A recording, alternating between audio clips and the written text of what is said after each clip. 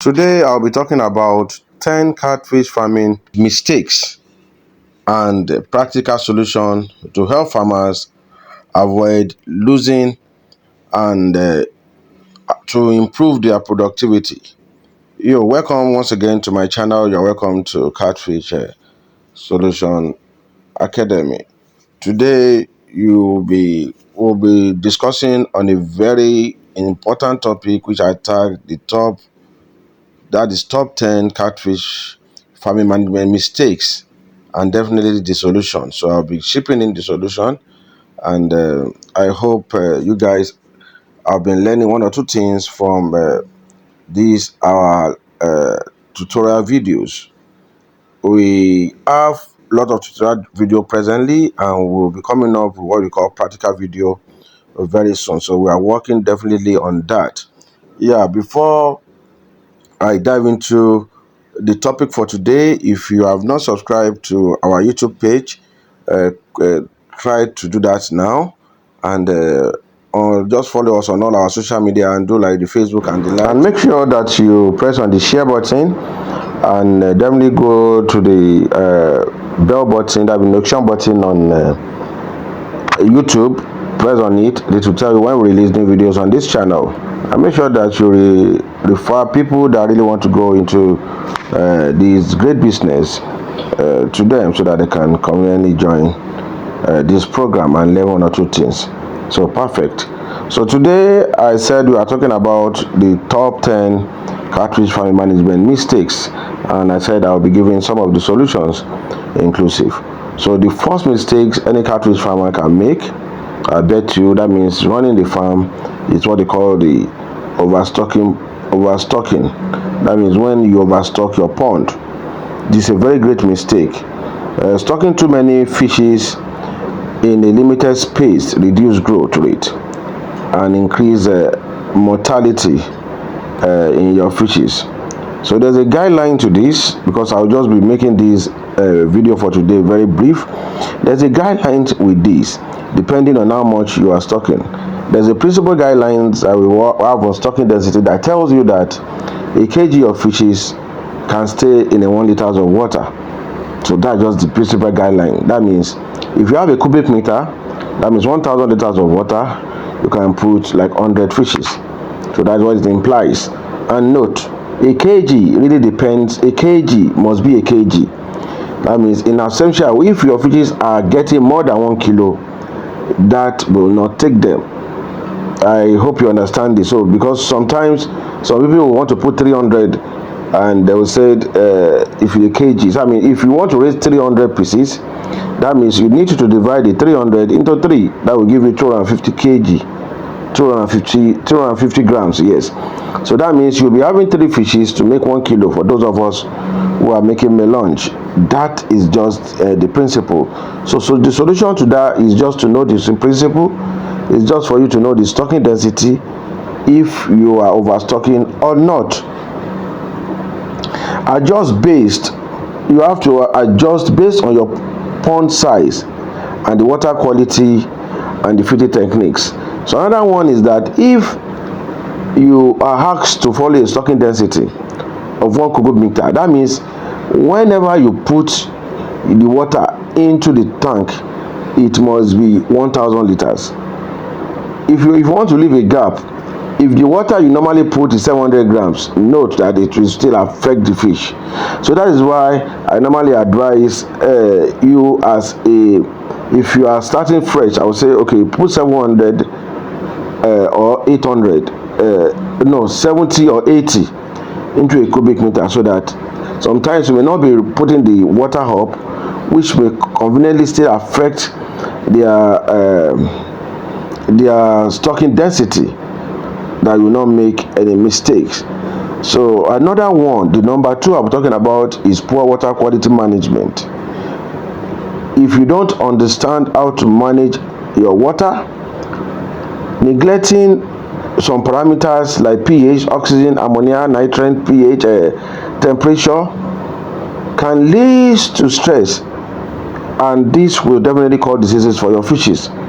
So you must understand all those parameters and how to take care of the parameters. So if you want to know that parameters on a daily basis, you can order for our kit. I'll be putting some of it on this screen now. Order for it. There's a pH. We have the one for pH, we have the one for ammonia, for temperature, we have the one for TDS, we have the one for idleness.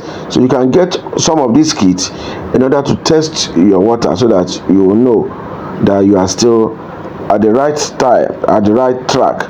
So the solution for this is that if you are having a water pH and you are testing it, make sure that the water level is between 6.5 to 8. I think a max of 9, 8.5 level. That has to be for pH. And for oxygen, the dissolved oxygen has to be greater than 5 milligram per liters. Yeah, and the ammonia should be close to 0. So that is how you can conveniently get all those right. There are a lot of parameters you can check, but I just made these 3 as an example. And you must change your water regularly. It's important. If you can't change it completely, make sure that you change it 20% and you fill it back. And make sure that every week at least you change your water, on depending on a daily basis. Someone like me, I like fresh water, because by the time you leave your fishes in the fresh water, they grow very, very faster. So I prefer changing my water on a daily basis. So the third one I'll be talking about is inadequate feeding. Overfeeding and underfeeding results to water with regard to wasted water, the wastewater, the polluted water, and the congest your fishes. So what you have to do is that you need to feed based on the biomass and the appetite. Adjust quality of feed, of growth, when you are giving them. So the smaller they are, the bigger they are, the more you increase the feed intake. You use high density protein rich feed for your fishes, depending on the categories. The smaller they are, the more richer their food becomes. And remove all unneeded water that can cause debris and stuff that can lower the oxygen of your water. Make sure that you remove it. Because of our time, let me go close to number 4, which is called neglecting biosecurity. No, it is important for you to enhance to biosecurity. Make sure that you know the effect of biosecurity.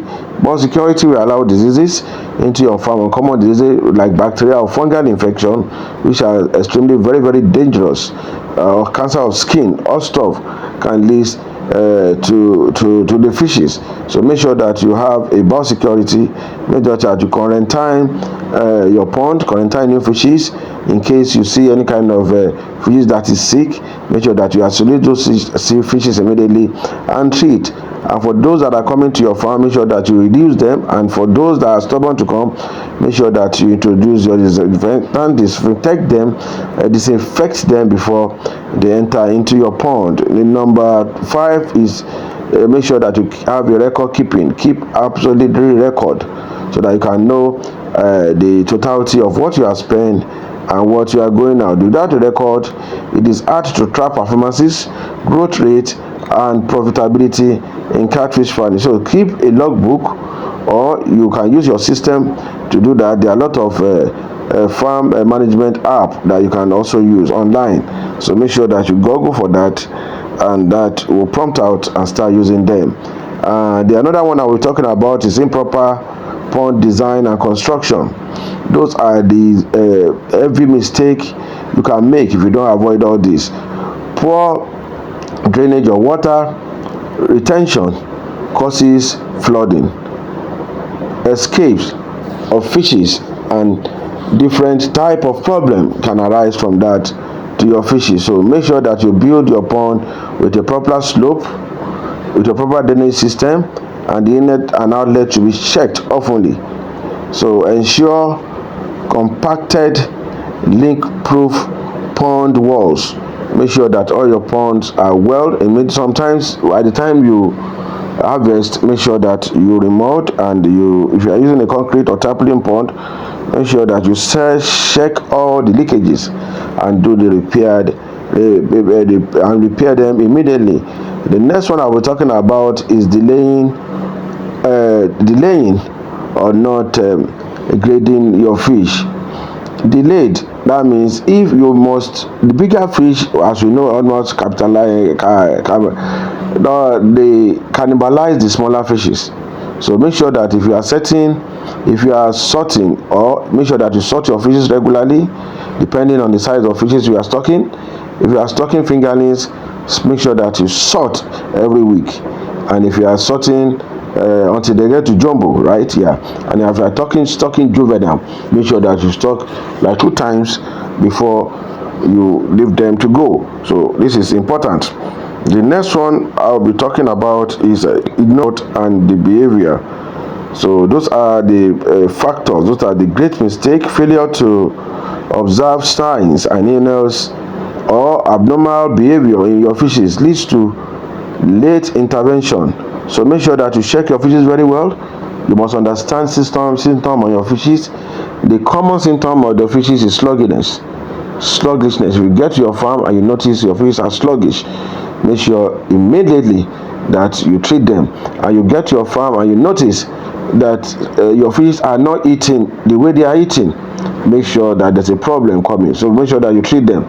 And if you are into fingerlings or juvenile, you notice that the water started turning to white, you know that there's a great mistake. Something is coming up, or they started seeing foams on it. There's a great problem coming. So make sure that if you are started seeing foam and you notice one or two of them hanging and in the corner, that gives a great sign for you to work on immediately. So impact fish during feeding and strugglingness, make sure that you isolate them, make sure that you treat them. Act quickly with treatment and consult a mentor if you don't know the kind of treatment you can use to do that for you. The next one I was talking about is the dependence on a single source of fishes, seedlings you are collecting. Maybe you just depend on just a place. It's a little bit risky, but you can the only thing you can do is that you can have if you have a very reliable farmer that are producing for you. Sometimes they wait. Somebody like me, they wait. If I tell you my fish is ready in 2 weeks time, even I notice that some people that wait for over 2-3 months. For me, when I have newly fishes, they wait to collect it, because why they are doing so is that they particularly have trust in some of the seeds they have collected from me. So that is why you can see them wait as long as that for their fishes to come out where they can buy it anywhere. And despite that, you can see that sometimes some people paid me down for 3 months before they can collect their fishes, depending. This is trust, and this is telling you have a very good breeder that can produce a very good seedlings for you. So this is very, very important too as well. So on this, I'll be going to the last one, which I call this is the lack of market plan for your fishes. So don't wait until the harvest period before you started selling your market, telling people telling people you have fishes. Yeah, make sure that you market yourself, market your business, market your fishes. Market online, which is primarily number one. Go to marketplaces, those people that are selling fish in the market, tell them you have fishes. Tell colleagues, your friends, collect numbers and make a dials. Call them. You can call them. My fishes will be ready in a week's time, so you guys can prepare for it. You tell them your price. Yeah. So those are the advantage. Identify market near to you, a supermarket. These are very reliable. So at Tick Junction, I'll be ending this video, and I absolutely know that you have learned 1 or 2 things from this video. For those of you who really want to join my mentorship program, make sure that you contact me on that, and I'll tell you how it goes. You get out of ebooks available. Make sure that you get your own. Once again, my name is still Menu Dutola. I say I'm a great anchor on this channel. Thank you, and God bless you.